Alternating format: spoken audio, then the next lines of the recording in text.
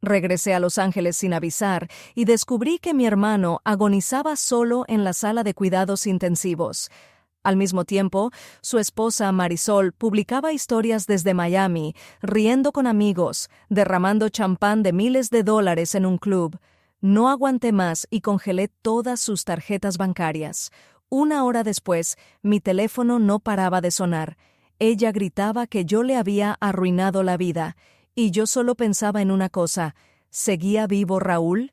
Salí del aeropuerto sin maletas, ni siquiera recogí el equipaje, no me importaba. Tomé el primer taxi y en el camino abrí las redes sociales. En la pantalla aparecía otra vez su cara, sonriente, rodeada de músicos y modelos. La descripción decía: «La vida es una fiesta». Y en ese mismo momento, mi hermano luchaba por su vida, solo, sin su esposa al lado. El taxi avanzaba demasiado lento. Golpeaba el vidrio con el puño, desesperada. En mi cabeza se mezclaban recuerdos. Raúl siempre fue más que un hermano. Me ayudó cuando fracasé en México. Me envió dinero sin reproches. Siempre me decía: «No tengas miedo de empezar de nuevo». Y ahora él mismo estaba abandonado, mientras su mujer gastaba millones en casinos y yates. Una vecina me mandó un audio. Su voz temblaba. «Carolina, tu hermano lleva una semana en el hospital.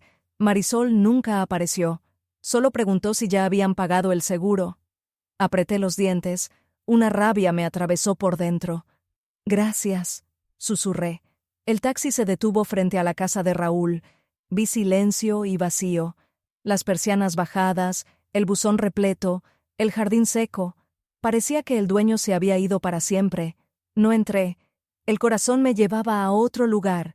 Le pedí al chofer que me llevara directo al hospital. El aire acondicionado del coche era helado, pero yo sudaba. Las luces de la ciudad pasaban borrosas. Nunca un trayecto había sido tan largo. En los pasillos del hospital olía a desinfectante y miedo. Corrí entre puertas blancas hasta encontrar la indicada, ICU, Room 304. Sentí que me temblaban las manos. Antes de entrar, una enfermera me detuvo. «Solo familiares cercanos». «Soy su hermana», dije casi gritando. Me dejó pasar, empujé la puerta y entré. Raúl estaba conectado a los aparatos, flaco, con la piel pálida. Apenas lo reconocí.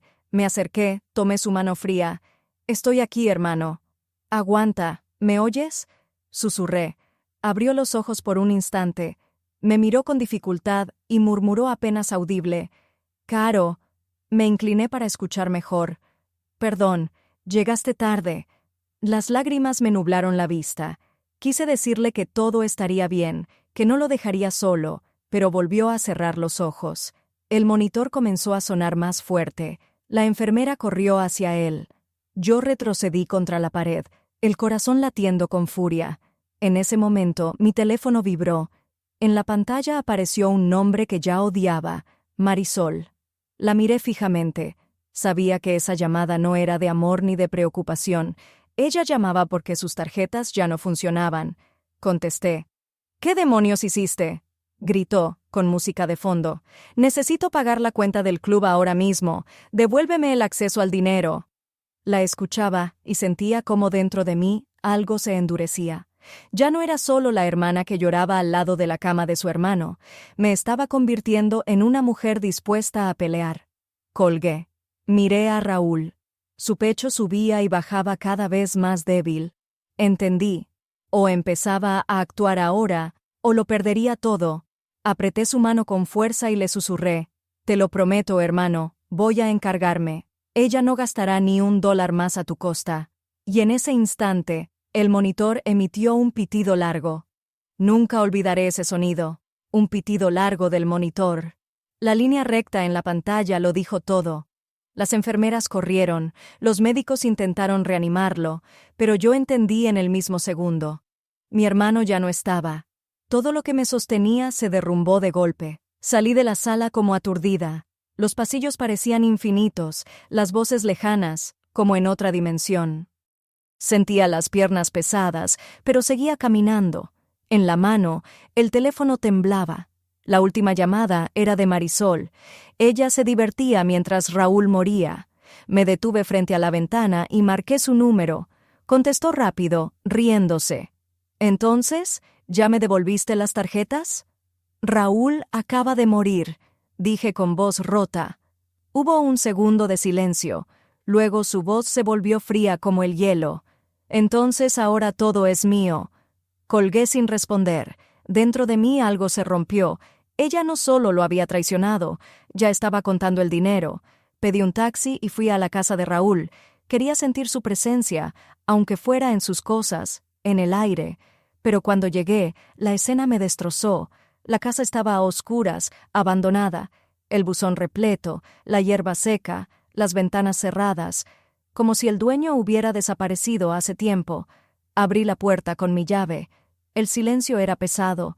En la mesa encontré una taza de café a medio terminar y un periódico de hacía semanas, todo cubierto de polvo. Caminé por las habitaciones con un nudo en la garganta. Ese lugar había sido un hogar, ahora era solo vacío. Entré en su dormitorio. Sobre la mesita estaban sus gafas, su celular en el cargador, una camisa doblada con cuidado.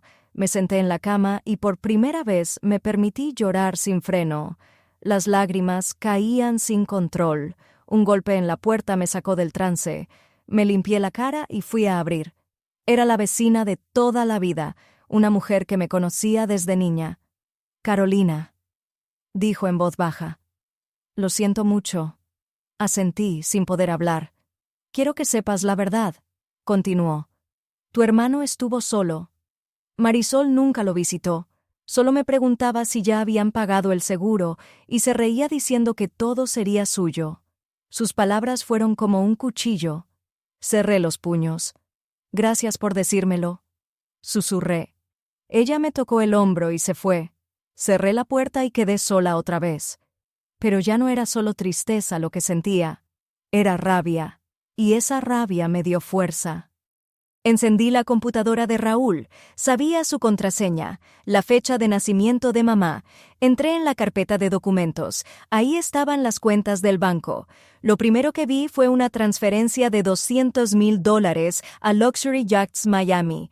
Luego otra, $75,000 en Hermes. Después, decenas de gastos de $10,000 o $20,000 en casinos de Las Vegas. Pasaba página tras página y cada número me hacía temblar más. Ella había vaciado su vida mientras él se apagaba en un hospital. El teléfono volvió a sonar. «Marisol, otra vez». Contesté. «¿Qué demonios haces con las cuentas?», gritaba. «Ese dinero es mío ahora». «No», le dije fría. «Ese dinero es de Raúl, y te juro que no recibirás ni un centavo más». «Ya veremos», escupió y colgó. Me quedé en silencio, con el celular en la mano. Entonces entendí que necesitaba aliados. No bastaba con indignarme, había que actuar. Levanté la vista. En la pared colgaba una foto. Raúl y yo de niños, riendo, agarrados de la mano. Él siempre me protegió. Ahora era mi turno de proteger su nombre. Cerré la computadora y murmuré: «Te lo prometo, hermano. No dejaré que ella gane».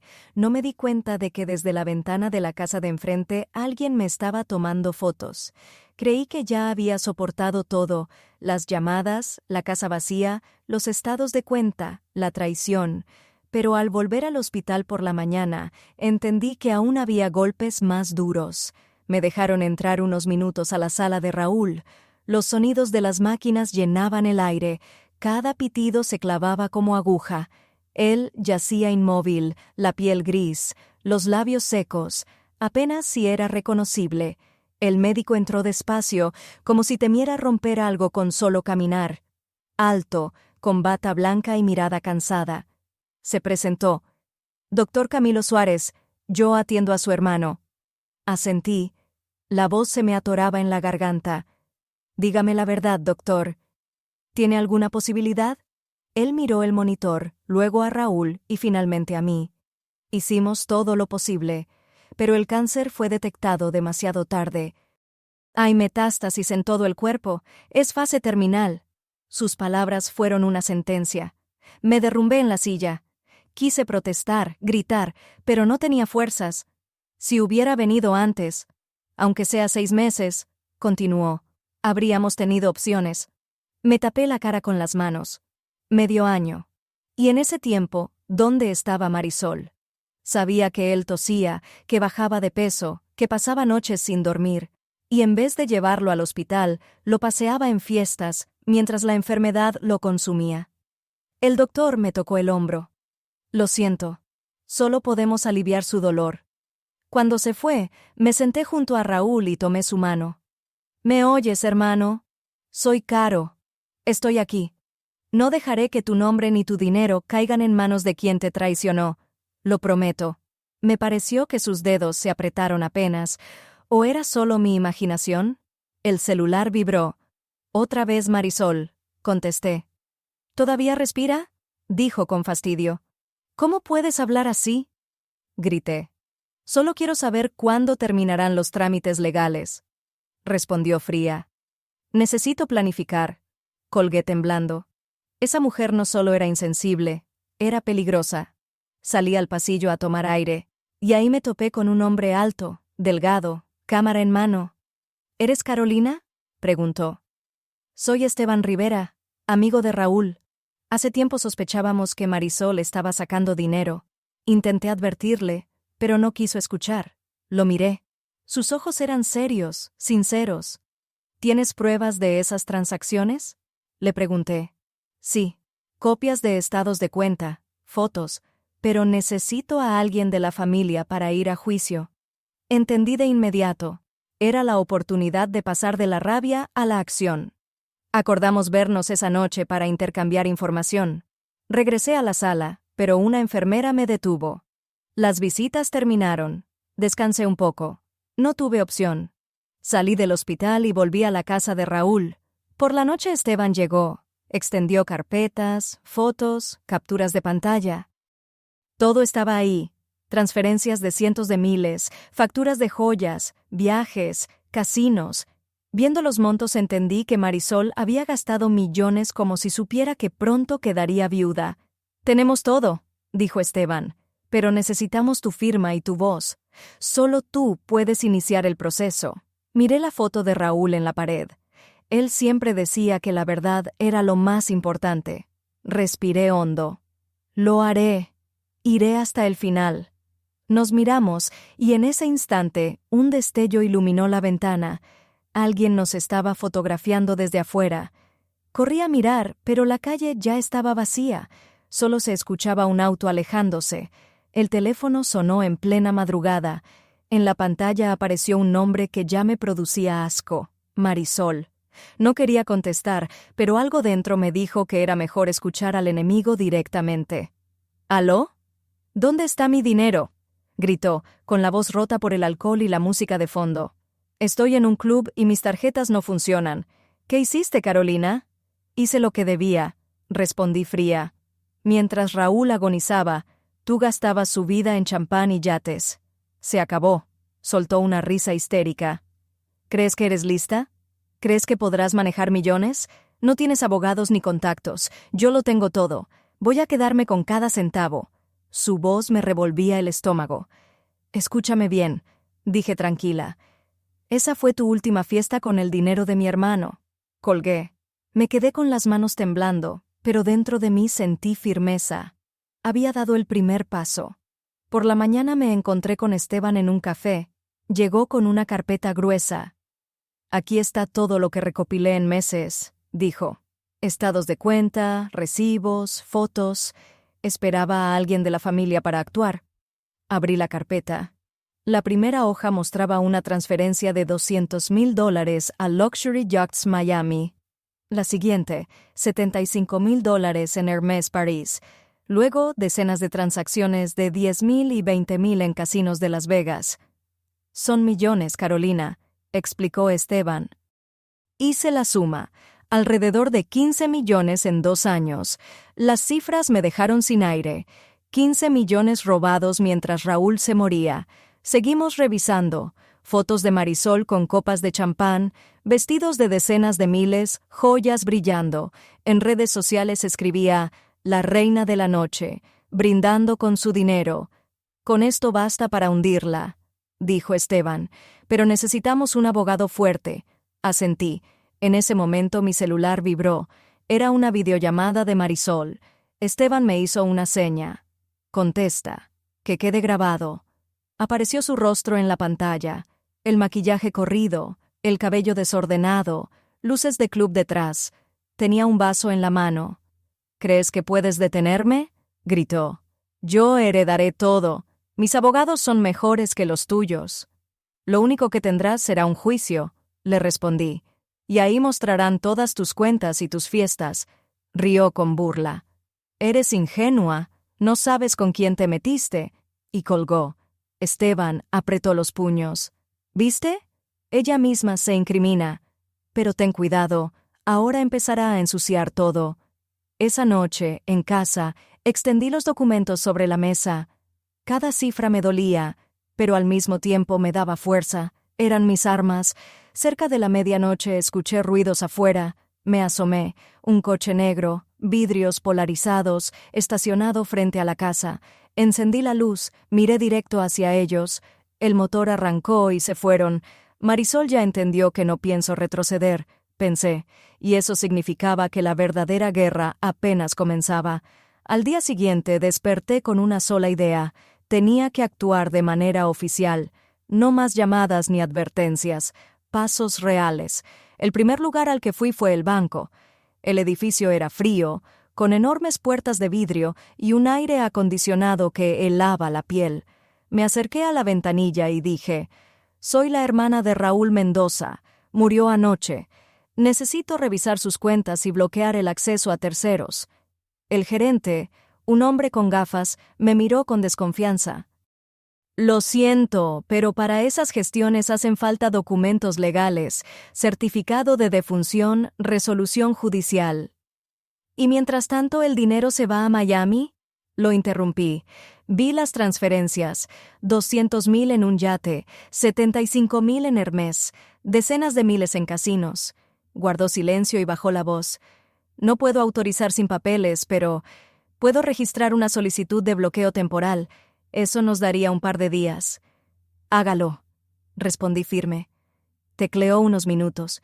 En la pantalla aparecieron las últimas operaciones. Me incliné para mirar. «Mire», señaló. «Anoche intentaron pagar una cuenta en un club de Miami. $22,000. Rechazado». Pude imaginar el rostro de Marisol en ese momento. Su rabieta telefónica de madrugada ya tenía cifras concretas. «Aquí hay otra», continuó. 50,000 en una joyería, también rechazada. Apreté los dientes.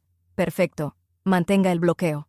Yo traeré los documentos». Me entregó una copia impresa. Los números eran como balas. 22,000, 50,000, 200,000.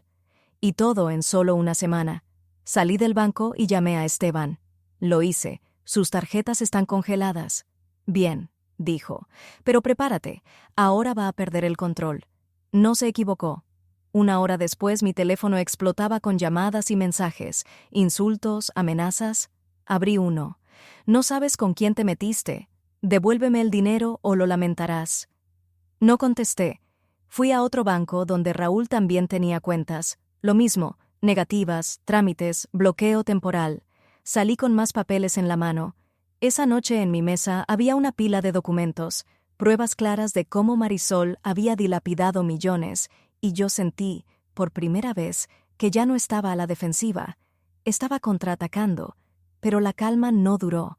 Al anochecer vi de nuevo el mismo coche negro frente a mi casa, esta vez más cerca, justo frente a mis ventanas.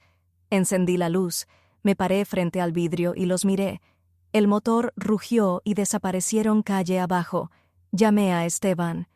«Me vigilan». «Te lo advertí». Su voz era grave. «Ella no se va a detener, pero eso confirma que vamos en la dirección correcta». Colgué. Me quedé mirando los papeles en la mesa. Las cifras ya no me asustaban. Eran mi arma, mi escudo. Y tomé una decisión. Mañana iré directo con un abogado.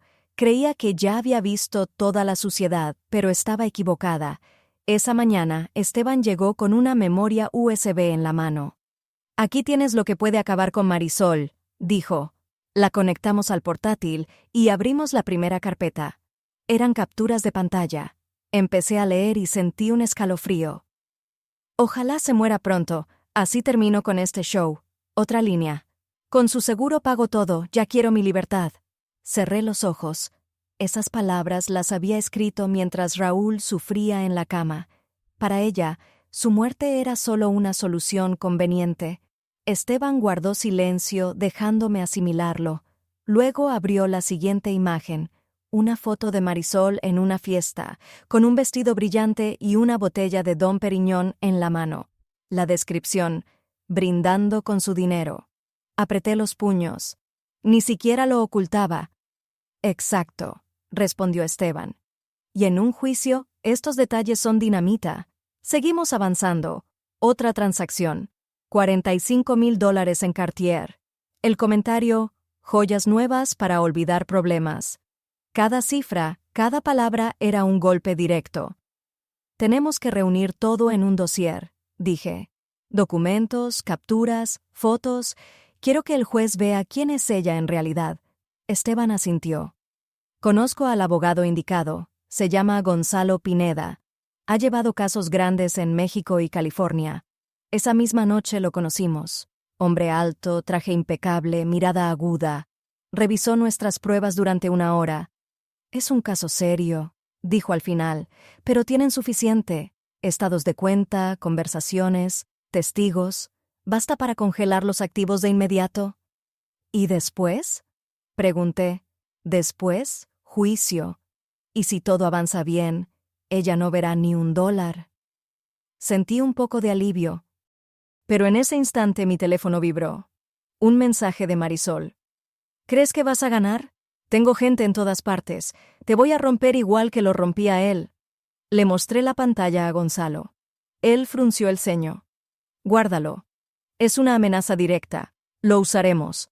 Asentí, pero dentro de mí había un nudo. Sabía que era capaz de cumplirlo. Esa noche, ya en casa, extendí las pruebas sobre la mesa. Cada hoja, cada captura era dolor, pero también fuerza. Escribí en la carpeta, justicia. Pasada la medianoche escuché pasos afuera. Miré por la cortina, 2 sombras en la entrada. Uno de ellos levantó un teléfono y tomó una foto hacia adentro. Me quedé helada. El corazón golpeaba con fuerza. En ese momento recibí otro mensaje. Mañana hablamos en persona. Prepárate. El remitente. Marisol. Siempre pensé que un juicio era solo papeles y discursos aburridos. Ese día descubrí que era un campo de batalla, y en juego había millones. Cuando entré en la sala, Marisol ya estaba sentada con sus abogados. Vestía un traje rojo intenso, los labios pintados, una sonrisa de triunfo. Me miró como si yo fuera solo un obstáculo en su camino hacia la fortuna. Me senté frente a ella. A mi lado, Gonzalo, serio y tranquilo, con las carpetas perfectamente ordenadas. Dentro estaba todo: estados de cuenta, fotos, capturas de sus mensajes, nuestras armas contra sus mentiras. El juez entró. Todos de pie. Comenzó la audiencia. Revisamos el caso de la herencia y las sospechas de malversación de fondos por parte de la esposa del difunto Raúl Mendoza, anunció la voz firme del juez. El abogado de Marisol habló primero.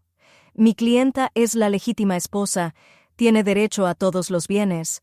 La hermana del fallecido intenta apropiarse ilegalmente del patrimonio. Me ardía la sangre, pero Gonzalo se levantó con calma. Tenemos pruebas de que durante la enfermedad del señor Mendoza, su esposa gastó cientos de miles de dólares en lujos personales, abandonándolo sin cuidados. Mostró los documentos. En la pantalla apareció la primera cifra: $200,000 a Luxury Yachts Miami. Luego, $75,000 en Hermès París. Después, $45,000 en Cartier. El murmullo llenó la sala. Marisol frunció el ceño, pero enseguida gritó: «¡Eso es mentira! ¡Era nuestro dinero!». Gonzalo presentó la siguiente prueba: sus mensajes. Ojalá se muera pronto. Brindando con su dinero. El juez la miró con seriedad. Por primera vez, su rostro perdió seguridad. Me levanté y hablé con voz quebrada pero firme. Lo dejaste morir solo mientras gastabas millones en fiestas. ¡Silencio!, golpeó el juez con el mazo. Gonzalo concluyó: solicitamos congelar todos los activos hasta que termine la investigación. El corazón me latía tan fuerte que apenas podía respirar. Era el momento decisivo. Marisol se levantó de golpe. «Son mis millones. Tengo derecho». La miré directo a los ojos. «No, es el sudor y la vida de mi hermano. Tú solo derrochaste». El juez pidió orden y anunció un receso. Salimos al pasillo. Yo temblaba, pero Gonzalo sonrió. «Lo estamos haciendo bien». Marisol pasó cerca. Me susurró con odio. «Te vas a arrepentir». Esteban se acercó enseguida. «¿Viste su cara? Está desesperada. Pero cuidado, ahora será más peligrosa». No alcancé a responder. Nos llamaron de nuevo a la sala. El juez dictó la resolución. «Todos los activos de la señora Marisol Mendoza quedan congelados hasta nuevo aviso. La administración temporal pasa a su cuñada, Carolina Mendoza». El murmullo fue ensordecedor. Gonzalo me apretó la mano. «Es nuestra primera victoria». Miré a Marisol. Estaba pálida, con la mirada llena de odio. En ese momento mi teléfono vibró. Un mensaje apareció en la pantalla. «Puedes ganar en el tribunal, pero no en la calle. Cuida tu espalda». Después del juicio, por primera vez respiré con alivio. Los activos estaban congelados bajo mi control, pero junto con la victoria vino un vacío. Miraba esas cifras en las cuentas y pensaba, ¿y ahora qué? Ese dinero no podía devolverme a Raúl. No podía borrar el dolor ni las palabras de Marisol, pero entendí una cosa: no permitiría que esos millones se quedaran como simples números en un papel. Esa noche volví a la casa de mi hermano. Caminé por su despacho y vi sobre el escritorio su cuaderno de notas. En la última página, con su letra, decía: «Hacer algo bueno, aunque sea pequeño». Sentí un golpe en el corazón. Llamé a Esteban. «Quiero crear un fondo, en memoria de Raúl, para pacientes con cáncer». «Es un paso fuerte, Caro», respondió, «y la mejor respuesta para Marisol». Nos reunimos al día siguiente. En una servilleta, entre café y papeles, dibujamos el plan. «Lo llamaremos Fundación Raúl Mendoza», dije. «Su nombre debe seguir vivo». «¿Y los recursos?», preguntó. «Todos los activos congelados. Cada millón que ella quiso gastar en fiestas irá a salvar vidas». Sentí por primera vez que la rabia se convertía en algo positivo. En una semana firmamos los documentos. El fondo quedó registrado oficialmente. Abrimos cuentas, formamos un consejo. El primer millón se destinó a la clínica de San Diego para comprar medicinas urgentes. Pero Marisol no se quedó callada. Me llenó de mensajes y amenazas. Uno decía: «Si crees que un fondo de caridad te salvará, te equivocas. Esos millones siguen siendo míos». Se lo mostré a Gonzalo. «Guarda todo», me dijo. «Cada amenaza es prueba». Mientras tanto, el fondo empezó a dar frutos. Visitamos la clínica y conocí a una niña de 8 años que necesitaba tratamiento inmediato. Cuando le dije que íbamos a pagar sus medicinas, me abrazó con lágrimas en los ojos. Esteban tomó una foto. «Esto debe salir en las noticias, Caro. Que todos vean que el dinero de Raúl ya no compra champán, sino esperanza». Acepté. Preparamos un comunicado. Pero esa noche, al volver a casa, encontré una caja en la puerta. Sin remitente. Adentro había una foto mía, dormida en el sofá de la sala. En la parte de atrás, escrito en rojo: «El fondo no te salvará». Creía haber visto todo: juicios, amenazas, suciedad de cuentas, millones usados como armas. Pero nada me preparó para la primera vez que escuché su voz. «No quiero morirme solo», dijo un niño en voz baja. Me giré. En la sala del hospital donde el fondo pagaba tratamientos, un muchacho de 11 años estaba sentado en la cama. Delgado, pálido, con los ojos enormes, en sus manos apretaba un cómic gastado. Me acerqué. «¿Cómo te llamas?» «Juan», respondió. «¿Y usted?» «Carolina». Sonrió con una tristeza adulta. «¿Trabaja aquí?» «No. Tengo un fondo a nombre de mi hermano. Ayudamos a los que no tienen recursos». Asintió como si entendiera más de lo que debía. «¿De verdad pagarán mi tratamiento?» «Mi tía dice que es carísimo y que no tenemos dinero». Le tomé la mano. «Sí, Juan, vamos a cubrirlo todo». Calló un momento y luego susurró: «Entonces tal vez pueda vivir». Sentí lágrimas arder en los ojos. Asentí. Vas a vivir. Al salir, Esteban me esperaba en el pasillo. Había escuchado parte de la conversación. ¿Lo viste?, dijo. Eso es por lo que luchamos. Yo solo asentí. En ese instante entendí que los millones no eran cifras, eran vida. Los días siguientes regresé seguido a verlo. Juan dibujaba casas y soles. Me explicó: pinto una casa porque ya no tengo, y un sol porque quiero volver a verlo. Su madre había muerto, su padre desaparecido. Vivía con una tía cansada de la vida. En cada historia veía el reflejo de Raúl, la misma sonrisa, la misma fuerza en la debilidad. Una tarde me preguntó: ¿Usted tiene hijos? No, respondí. Solo tuve a mi hermano. Entonces puede ser mi mamá si quiere, dijo con naturalidad.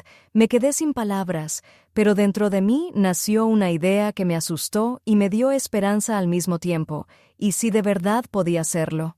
El tratamiento comenzó: medicinas, análisis, procedimientos costosos. Los médicos hablaban de cientos de miles de dólares. Revisé las cuentas del fondo. Sonreí. Todo será para ti, Juan. Cada centavo. Pero la amenaza no tardó en llegar. Esa noche recibí un mensaje de un número desconocido.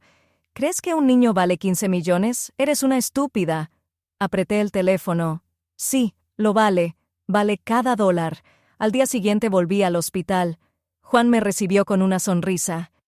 Sabía que vendría, dijo emocionado. Me entregó un dibujo, un sol, una casa y 2 figuras tomadas de la mano. Somos usted y yo, explicó. No pude contener las lágrimas. Esa noche, al regresar a casa, encontré la puerta entreabierta. Dentro todo estaba revuelto. En el suelo, la carpeta del fondo abierta, papeles por todas partes. Sobre la mesa había una nota escrita en letras grandes: «Deja de jugar a la caridad, o el niño muere contigo». Pensé que las amenazas eran solo palabras. Esa noche comprendí que ya habían pasado a la acción. Salía de la clínica. Era tarde. Las calles de Los Ángeles estaban vacías. El taxi en el que iba se detuvo en un semáforo. De pronto, un todoterreno negro apareció detrás y nos golpeó el parachoques con fuerza. Mi cabeza chocó contra el vidrio. El chófer maldijo e intentó maniobrar, pero el todoterreno se cruzó, bloqueando la calle. Las puertas se abrieron. 2 hombres de chaqueta oscura bajaron y caminaron hacia mí. «Baja», dijo uno con voz seca. El corazón me explotaba en el pecho. Abrí la puerta del otro lado y corrí. El eco de sus pasos me seguía. «Carolina, detente. Solo queremos hablar», gritó uno. No miré atrás. Corrí hasta un pequeño supermercado abierto toda la noche y entré jadeando. El cajero me miró sorprendido. «Ayúdeme», pedí. Los hombres se detuvieron en la entrada, me miraron y se fueron. Me quedé temblando, con la respiración rota. Al día siguiente se lo conté a Esteban y a Gonzalo. «Esto ya no es un juego», dijo Gonzalo. «Quieren asustarte para que abandones el fondo y el juicio». «No lo haré», respondí. «Si me rindo, ellos ganan». Esteban asintió. «Vamos a reforzar tu seguridad, pero entiende, esto apenas empieza». Fui a ver a Juan. Solo al verlo sonreír, todo se calmó dentro de mí. Dibujaba barcos y mares. «Sueño con navegar algún día en un yate», me dijo. Recordé los pagos de Marisol, millones en yates de lujo, y aquí estaba un niño que soñaba con ver el mar de verdad. «Lo harás», prometí. «Cuando sanes iremos», pero cada promesa me pesaba. El nuevo tratamiento costaba cientos de miles de dólares. Revisé el balance del fondo. Teníamos lo suficiente. «Todo será para él», me repetí, hasta el último centavo. Marisol no descansaba. Sus abogados apelaban la congelación de cuentas. Los periódicos hablaban del conflicto de la familia Mendoza. Yo mostraba fotos de los niños atendidos, facturas de medicinas, testimonios de padres. La gente empezaba a apoyarnos. Pensé que eso la frenaría. Me equivoqué. Esa noche recibí un mensaje de un número desconocido. «Sabemos dónde está el niño. Protégelo, si puedes». Sentí un frío en el estómago. Bajé corriendo a la clínica. Juan dormía tranquilo. Me senté a su lado. Esa noche no me moví de la silla. Lo observé dormir, respirando despacio. Y en mi mente solo había una idea. Si se atreven a tocarlo, no solo perderán dinero. Marisol perderá todo. 15 millones de dólares, dijo Gonzalo, y la sala quedó en silencio. El número flotaba en el aire como un golpe seco. Yo estaba sentada a su lado, mirando la pantalla donde aparecían las cifras. Transferencias a yates, joyas, casinos, ropa de lujo, cada dólar gastado mientras Raúl agonizaba. El juez se inclinó hacia adelante. ¿Confirman que todas estas operaciones se hicieron desde cuentas conjuntas durante la enfermedad del señor Mendoza? Lo confirmamos, respondió Gonzalo. Marisol se levantó de golpe. Es mentira. Era mi dinero, mi derecho. Me puse de pie. Sentía la garganta cerrada, pero hablé clara. Lo gastaste mientras él moría. Lo dejaste solo para beber champán. El juez golpeó con el mazo. Orden en la sala. Los periodistas escribían sin parar, las cámaras destellaban. Sabía que al día siguiente estaría en todos los titulares. La viuda gastó 15 millones en lujos mientras su esposo agonizaba. Después del receso, al salir del tribunal, me rodearon reporteros. ¿Es cierto que la suma supera los 15 millones? ¿Cómo piensa usarlos? ¿El dinero irá a tratamientos? Me detuve. Cada dólar será para salvar vidas, no para champán. Esa frase corrió por todos los noticieros. Por primera vez, la opinión pública estaba de nuestro lado. Marisol reaccionó con furia. Dio entrevistas acusándome de ladrona, de querer apropiarme de la herencia. Pero las fotos, las facturas, los mensajes la dejaban sin defensa. La gente la llamaba monstruo en redes sociales. Mientras tanto, el fondo seguía trabajando. Ese mismo día aprobamos nuevos tratamientos. El dinero se transformaba en medicinas, en camas, en esperanza.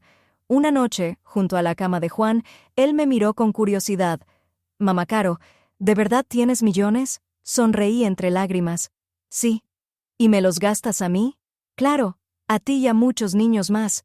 Pensó un momento y dijo, «Entonces ya soy rico, tengo vida». Sus palabras me atravesaron. En ese instante comprendí que la verdadera riqueza era eso, verlo sonreír. Pero la batalla no había terminado. Esa misma noche me llamó Gonzalo. Marisol presentó un nuevo recurso. Quiere levantar la congelación y recuperar las cuentas. Pero tenemos todas las pruebas. Lo sé, pero contrató abogados influyentes. Será otra guerra. Miré a Juan dormir, abrazado a uno de sus dibujos. Sentí miedo, pero también una fuerza nueva. No me detendría. Mi teléfono vibró de nuevo. Mensaje de un número oculto. Ganaste una ronda. Mañana perderás todo, incluso al niño. Nunca imaginé estar de pie frente a micrófonos y cámaras, pero ese día llegó. Señoras y señores, comencé con la voz temblorosa. Hoy abrimos oficialmente la Fundación Raúl Mendoza. En el salón había médicos, periodistas y varios pacientes ya beneficiados. Detrás de mí, en la pantalla, brillaban las palabras Fundación Raúl Mendoza. Mostramos una foto de mi hermano sonriendo. Sentí un nudo en la garganta. Los millones que se usaban para fiestas y lujo ahora se convertirán en esperanza y vida, dije. Los aplausos fueron sinceros, largos. Después firmamos los documentos. El fondo quedó legalizado. El primer millón se transfirió a la clínica de San Diego para medicamentos. Esteban me abrazó. Lo lograste, Caro. Ahora no es solo una pelea contra Marisol. Es una vida nueva para muchos. Pero la guerra seguía. Esa misma noche en televisión, Marisol aparecía con un vestido caro, diciendo que el fondo era una farsa y que yo solo quería robar. Yo respondía con hechos. Fotos de niños recibiendo tratamientos, facturas de medicinas, testimonios de padres llorando de gratitud. La opinión pública me apoyaba cada vez más. Un día, al entrar a la clínica, Juan me sonrió. «Tía Caro, me siento mejor». «Claro que sí, mi vida. Esto recién empieza».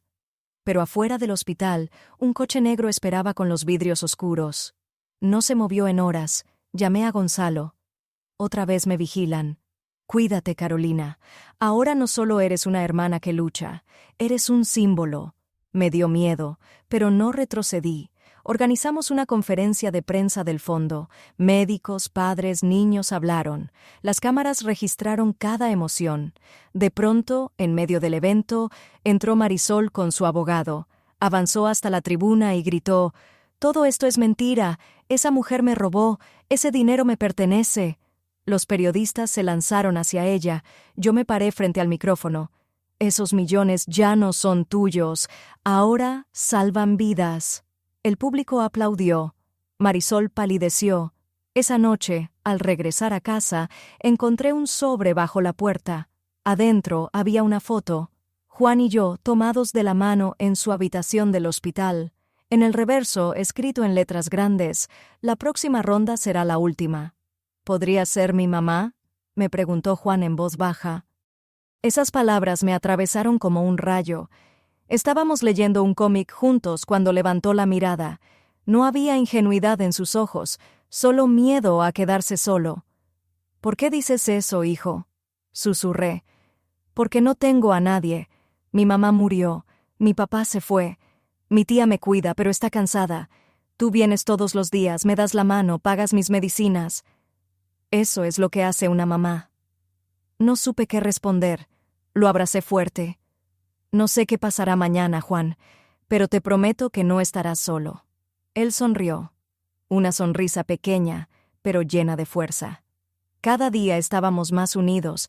Me mostraba sus dibujos, siempre casas con ventanas abiertas y un sol enorme, y dos figuras tomadas de la mano. «Somos nosotros», decía. Nunca había tenido hijos, siempre ocupada con el trabajo y después con Raúl. Ahora la vida me ponía frente a una decisión que parecía imposible, y al mismo tiempo inevitable. Pero junto al calor de esa idea crecía la amenaza. Cada mensaje anónimo, cada coche oscuro afuera del hospital me lo recordaba. Una noche volví a ver el mismo vehículo negro estacionado. Sentí un frío recorrerme. Subí a la habitación de Juan y me quedé con él. Se durmió apretando mi mano. Afuera, otra vez, un destello. Alguien nos fotografiaba. Al día siguiente, Esteban me trajo noticias. Marisol contrató nuevos abogados. Quieren anular el fondo. «Que lo intenten», respondí. «Tenemos la verdad». «La verdad no siempre basta», replicó. «Prepárate para ataques más sucios». Me quedé pensando en eso mientras miraba a Juan. Esa misma tarde volvió a hablar de la adopción. «Si fueras mi mamá, ya no tendría miedo». «¿De qué tienes miedo, hijo?» «De morirme solo». Le apreté la mano. «No vas a morir. Y si lo quieres, puedo ser tu mamá». Sus ojos se llenaron de lágrimas. Me abrazó, y yo supe que ya había tomado la decisión. Esa noche redacté la solicitud de adopción. Gonzalo dijo que sería un proceso complicado, pero posible. Por primera vez en mucho tiempo sentí esperanza. Al regresar a casa, la esperanza se convirtió en terror. La puerta estaba entreabierta, adentro todo revuelto. Sobre la mesa, una foto, Juan y yo, tomados de la mano en el hospital. En el reverso, escrito en rojo: «Los hijos no son eternos. Piensa bien si vale la pena seguir». «Señora Mendoza», me dijo el doctor Camilo con voz seria, «el nuevo tratamiento cuesta $300,000. Las palabras cayeron como un martillazo. 300,000. Incluso para el fondo era una cifra enorme, pero la respuesta me salió de inmediato. «Hágalo, el dinero no importa». El doctor asintió. Entonces empezamos esta misma semana. Juan tiene una oportunidad real. Entré en la habitación. Él estaba dibujando. «¿Qué dijo el doctor?», preguntó curioso. «Que iniciaremos una nueva fase». «¿Es malo?». «No, hijo, es tu oportunidad». Sonrió y volvió a sus colores. Esa noche hice la transferencia. Vi cómo las cifras en la cuenta del fondo bajaban y en lugar de miedo sentí alivio. Ese dinero al fin compraba lo único que importaba: vida. Pero al día siguiente los titulares de prensa eran veneno. «Carolina Mendoza gasta millones del difunto en niños ajenos». Sabía de dónde venía la campaña. Era Marisol, otra vez. Di una rueda de prensa. Mostré facturas, fotos, testimonios. «Cada dólar se invierte en tratamientos», dije.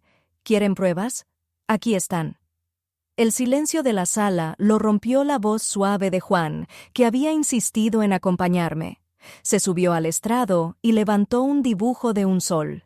«Yo quiero vivir», dijo. Los flashes explotaron. Esa frase recorrió todos los noticieros. Esa noche Gonzalo me llamó. «Buen trabajo, Caro. Ganaste al público, pero Marisol no se detendrá». Presentó otro recurso para declarar ilegal el fondo. Me quedé mirando a Juan dormir.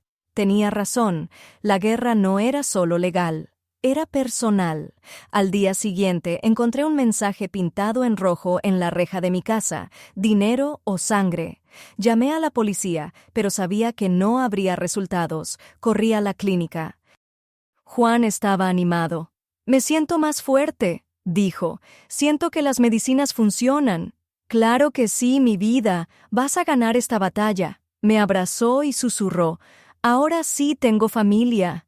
Lo estreché contra mí. Sus palabras eran un bálsamo. Pero esa paz duró poco. Esa misma noche, en mi sala, encontré un sobre. Dentro estaba una copia de mi solicitud de adopción. Alguien había entrado en el juzgado y me la enviaba como advertencia. En el reverso, escrito en letras grandes: «Si se convierte en tu hijo, será el primero en morir». Si se convierte en tu hijo, será el primero en morir. Esa frase me persiguió toda la noche. Me quedé sentada en la oscuridad, apretando el papel en las manos. Era una amenaza clara, directa. Pero cuanto más la leía, más segura estaba. No iba a dar un paso atrás. A la mañana siguiente fui al juzgado. Gonzalo me esperaba en la entrada. «¿Estás segura después de lo que recibiste anoche?», preguntó en voz baja. «Más segura que nunca», respondí. Entramos a la sala. El juez me miró con seriedad.